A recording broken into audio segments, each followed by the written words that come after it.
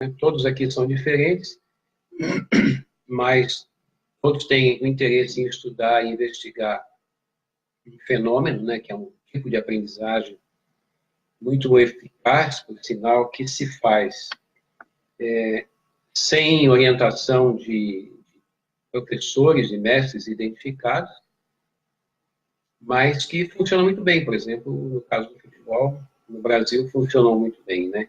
Até para arriscar dizer que sem mestres nós somos melhores do que com mestres. E a gente precisa corrigir isso daí, tem alguma coisa errada acontecendo. Então, eu vou começar por essa questão do futebol, depois eu vou passar para questões fora do futebol. A questão do futebol é: o futebol do Brasil foi o melhor do mundo durante algumas décadas, e foi o período em que ele foi menos, em que nós aprendemos a jogar futebol sem orientação de mestres, né? Sem orientação de professores, sem uma educação sistematizada para o aprendizado do futebol.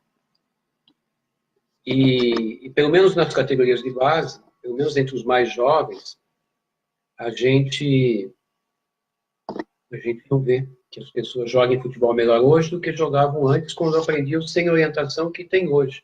Então, nós não podemos ensinar e fazer o futebol piorar. Se a gente tem ciência, se a gente tem investigações científicas, se a gente tem teorias, nós temos metodologias, pedagogias avançadas, nós não podemos fazer o futebol piorar.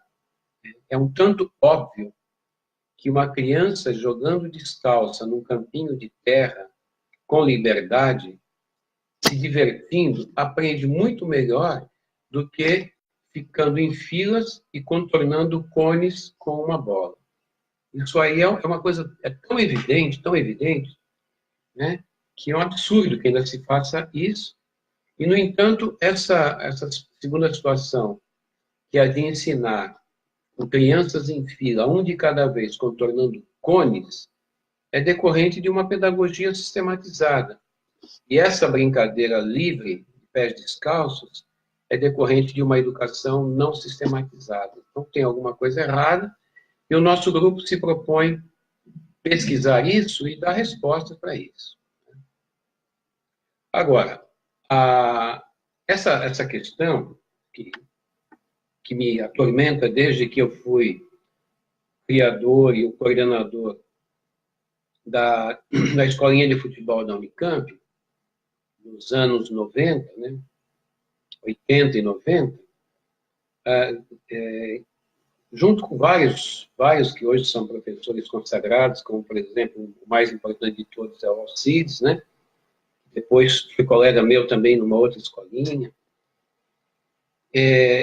Lá eu cunhei esse termo, pedagogia da rua, né? E escrevi sobre isso no livro Pedagogia do Futebol. E eu venho me preocupando com isso. E essas preocupações, que foram divididas com o Alcides, geraram a tese de mestrado do Alcides, quando ele perguntava para jogadores que tinham sido craques de bola, pessoas consagradas, como eles tinham aprendido a jogar futebol. E eles contavam isso que eu falei aqui.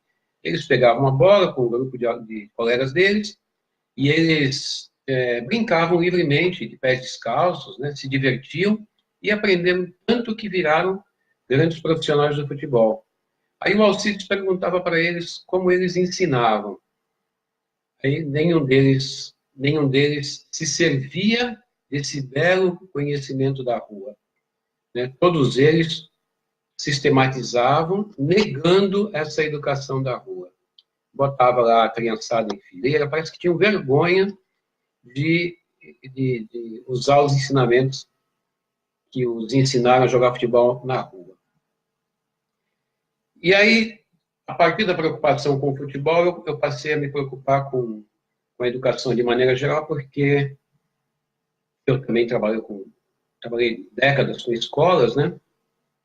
E minhas teses de mestrado e doutorado, elas não foram feitas no esporte, elas foram feitas em escolas. E aí surge a seguinte questão. Olha, nós colocamos crianças e adolescentes em salas de aulas, sentados enfileirados em carteiras desde a Idade Média, desde o século XIII, para ser mais preciso. Naquele tempo, e durante muitos séculos, os alunos aprendiam sob ameaça de palmatórias, de chicotes e vários castigos. Os castigos foram suspensos há muito pouco tempo. Os castigos foram suspensos há poucas décadas e os alunos aprenderam sob castigos durante séculos. As metodologias e as pedagogias aplicadas na escola, elas funcionavam razoavelmente com castigos, com coações duras, né, com imposições. Sem esses castigos, elas não funcionam, mas as metodologias e as pedagogias são as mesmas. A escola nunca se perguntou e nunca perguntou para ninguém se o que as escolas pretendem ensinar é o que os alunos querem aprender, é o modo como eles conseguem aprender, ou é o modo como a escola quer que eles aprendam, o modo como a escola quer que eles sejam. Essa aprendizagem é uma aprendizagem conveniente para os alunos, para a sociedade, ou é conveniente para a escola, para o Estado, para o sistema, para a sociedade, né? O fato isso é um fato, não precisamos fazer avaliação nenhuma, pesquisa nenhuma. A população pobre do mundo não aprende na escola. A população endinheirada tem escolas muito melhores. E, além da escola, tem vários outros mecanismos onde elas podem ter uma cultura de grau elevadíssima. Há dois filmes, atualmente, dois documentários na Netflix.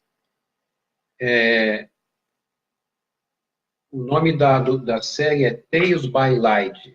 São documentários sobre fotógrafos. E dois desses documentários são sobre um fotógrafo chamado Simon. Ele e aquele ator Orlando Bloom, famosíssimo, né, que é um embaixador do Unicef, vão para alguns países, especialmente para Bangladesh, para fotografar crianças em situações de miséria. Só Bangladesh tem 1 milhão de crianças vivendo em situação de extrema miséria e trabalhando. 1 milhão de crianças trabalham em Bangladesh, a partir dos 7, 8 anos de idade, mais ou menos. É uma coisa absurda. Essas crianças, mesmo passando pela escola, não aprendem. No Brasil, as crianças que vão para escolas públicas não aprendem. Entre nós aqui, os que passamos por escolas públicas, na escola pública também não aprendemos. Eu não aprendi nada de matemática. O português que eu aprendi foi fora da escola. Então, nós passamos 12 anos de ensino fundamental e médio e não aprendemos. Que diabo de pedagogia é essa? É porque não é a pedagogia feita para nós. E, no entanto, todos nós sabemos um monte de coisa que foram muito bem aprendidas e não foi através dessa educação sistematizada que a gente conhece nas escolas. Por exemplo, eu aprendi a jogar bem futebol. E aqui nesta sala, né, nessa aula, vários que estão aqui jogaram futebol e alguns ainda jogam futebol e muito bem. E nós não aprendemos nas escolas, nem escolinha de futebol, inclusive. E aí, eu vou dizer algumas coisas que nós aprendemos muito bem. Por exemplo, vou falar de vocês. Mais ou menos aos 4, 5 meses de idade, 3, 4, 5 meses, vocês aprenderam a se arrastar. Se vocês dissecarem as coordenações necessárias para se arrastar, é algo de uma complexidade extrema.